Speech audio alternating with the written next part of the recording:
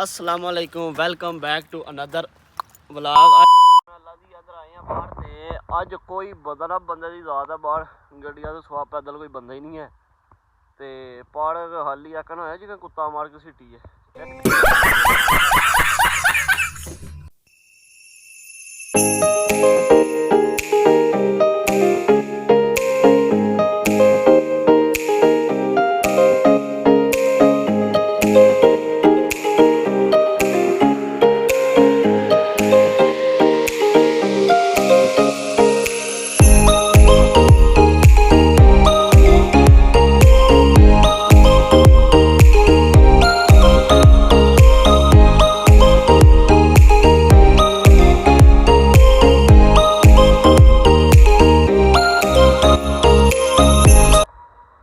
साडी शिकरी दी टोड़ा check करो ना।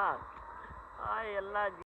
ओह my god wow. Sethi बाबे ना बहनी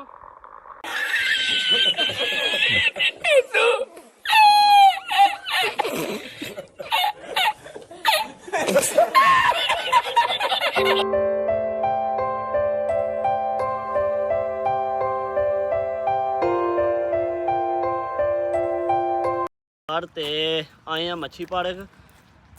चेक करो व्यू मच्छी पार्क का। मैं क्या अज सोहनिया सोहनिया जगह ते बना भी है वीडियो ते आ जाओ।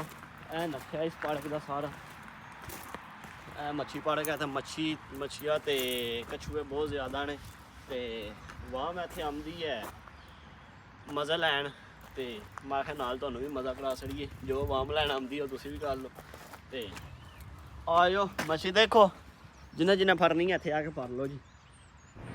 멈춘 시간 속 잠든 너를 찾아가 아무리 막아도 결국 너의 곁인 걸 결국엔 여행을 걸렸네 이젠 돌아가 너라는 집으로 지금 다시 왜 ਆਏ ਆ ਮੱਛੀ ਪਾਰਕ ਤੇ ਸਾਰਾ ਤੁਸੀਂ ਦੇਖੋ ਕਿੱਡਾ ਸੋਹਣਾ ਨਜ਼ਾਰਾ ਹੈ ਸਾਡੇ ਮੱਛੀ ਪਾਰਕ ਦਾ। ਤੇ ਆ ਜਾਓ ਅੱਗੇ ਹੁਣ ਚਲੀਏ ਚੱਲ ਕੇ ਤੁਹਾਨੂੰ ਸਾਰਾ ਦਿਖਾਉਂਦੇ ਆ। छोटे छोटे क्लिप बनाने ते तुहानू दसने आ सारे। आ जाओ नाल नाल। Oh my god wow. Check करो मच्छिया तुहानू दसिए सोही मच्छी माशाल्लाह कितनी सोहनी मच्छी है। इधर भी मच्छी अंदर टुर गई है वो मच्छी की जाती है भी ते ऐ भी है मच्छियाँ ऐ सामने ते ऐ पार्क है। किड्डा सोहना पार्क का व्यू है ते तुहानू वो उत्तों चल के व्यू दसने पार्क का। ऐ भी जनाब होरी साडे नाल ही ने ते मैं आख्या आ जाओ फराट खा के लियाइए तुहानू ते चेक कर लो माशाल्लाह किड्डा सोहना नज़ारा पार्क का। ते आ गए चेक करो नज़ारा